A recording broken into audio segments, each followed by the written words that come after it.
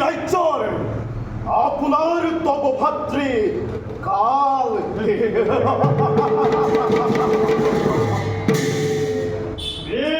ভক্তি মোৰ কাল দাদা তোমৰা জগৎ সাধনাত লাভ কৰি দুয়োৱে অমৰত্ব সমবৰ আজি পৰ্যন্ত দৈত্যৰ বীৰত্ব আমি ৰাখিছোঁ জীয়াই স্বৰ্গত থাকিব আজি দেৱতাসকল দেৱতাসকল আমাৰ এই নামতে থৰ থৰ কৰি ভূমিকম্পমান আমাৰ ভয়ত সিহঁতৰ ধপ ধপ কৰি উঠা হৃদয়ৰ কম্পনে আনন্দৰ জোৱাৰ তুলি বিজয়ৰ ৰক্ত ধ্বজা উত্তোলন হৈ দৈত্য সমাজত হয়তো কথা দাদা আমার শক্তি পরাক্রমত স্তব্ধ আজি সকলোতে ঈশ্বর জ্ঞান কর্তা রূপে আমাকেই সর্বত্র করিছে স্বীকার তথাপিও দাদা এই ইচ্ছা হয় মোর ও দাদা ইচ্ছা হয় মোর সমুদ্র উর্মিমালার তলে মহাপ্রলয়ের তরঙ্গ সৃষ্টি করে মুহূর্ততে মুহূর্ততে সার খার করি এই ত্রিভুবন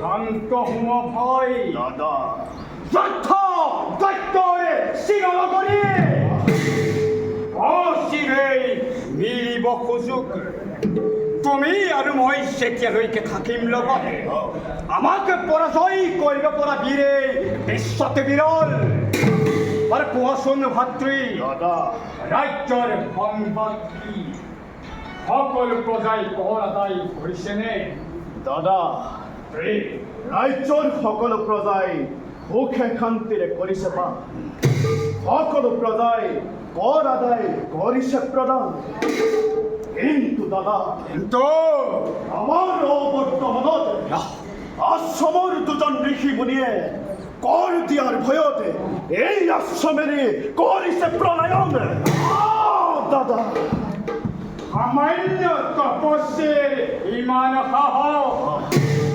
দৈত্য ৰাজ্যত থাকি গঢ় দিয়া ভয়তে আশ্ৰম এৰি কৰিছে পলায়ন বীৰ ভাতৃ মোৰ কাল সিহঁতক ধৰি আনি হাতে গলে দা হাত শিকলি পিন্ধাই বন্দী কৰি থবাই অন্ধকাৰ পোতাশালতে তাৰ বাবে তুমি নকৰিবা চিন্তা এই কালে কাল ৰূপ ধাৰণ কৰি চতুৰ্দিশে দৈত্য সেনানি মই কৰিছো সঞ্চালন পৰায়ত্ত হ'ব দুয়ো অনতিপলমে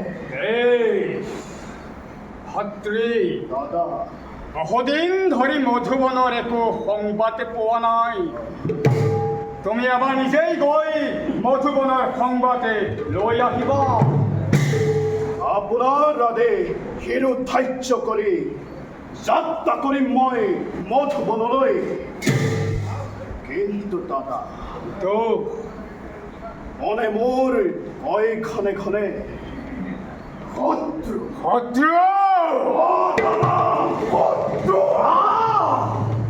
শত্ৰুৱে যেন আমাক ধৰিব বুলি সেইবাবে দাদা মোৰ বৰ্তমানত এই ৰাজ্যভাৰ তুমি কুশলে কৰিবা শাসন এতিয়া মই আহিলো দাদা ভাতৃ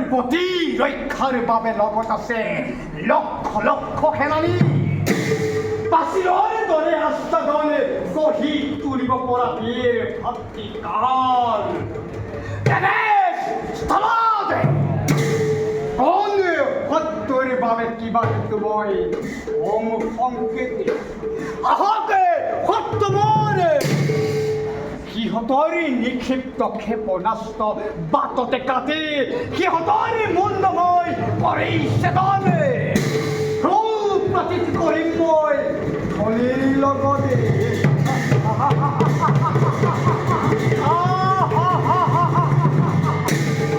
দৈত্যপতিৰ জয় হওক।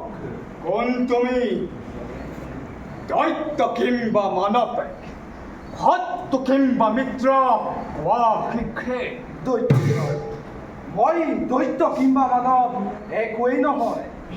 কালৰ আদেশত আৰু এই দাপৰৰ পাছত নিজৰ ৰাজত্ব ল'বলৈ নিৰাশ্ৰয় হোৱাতহে আপোনাৰ আশ্ৰয় বিচাৰি আহিছোঁ। মই এই যুৱৰাজ কলি। যুৱৰাজ কলি তাৰ মানে তুমি দেৱতা স্বৰ্গৰ দেৱতা হৈ আছে জানো কিবা প্ৰয়োজনেই দৈত্যৰ কাষতে দৈত্যেশ্বৰ আপোনাৰ দৰে বীৰ মহাবীৰ এজনৰ বাহুৰ ছায়াত মই আশ্ৰয় বিচাৰি আহিছোঁ ৰাজত। স্বৰ্গৰ দেৱতাক কি দৈত্যই আশ্ৰয় দিব লাগে? ইয়াত কোনো জটিলতা নাই দৈত্যেশ্বৰ। আচলতে মোৰ স্থান হ'ল স্বৰ্গতহে, এই মৰ্ত্যত নহয়। কিন্তু কালৰ আদেশত দাপৰৰ পাছত নিজৰ ৰাজত্ব ল'বলৈ নিৰাশ্ৰয় হোৱাতে মই আপোনাৰ আশ্ৰয় বিচাৰি আহিছোঁ। তাতে আপোনাৰ দৰে বীৰ মহাবীৰ এজনৰ বাহুৰ ছায়াত আশ্ৰয় পালে মোৰেই সৌভাগ্য দিয়কচোন। তাতে প্ৰয়োজন সাপেক্ষে নানা দিহা পৰামৰ্শৰে মই আপোনাক সহায়ো কৰি যাব পাৰিম। বেশ তুমি উচিত কথা কৰিছা প্ৰকাশ। এই সন্দেহে আশ্ৰয় দিলোঁ তোমাকে। এই শিষ্যমতে মোৰ এই ৰাজ্যতে থাকিব পাৰিবা আৰু পাৰ্য মানে মোক কৰিবা সহায়। এতিয়া যাওঁ ব'লা, যাত্ৰা কৰোঁ আমি অন্তঃপুৰলৈ।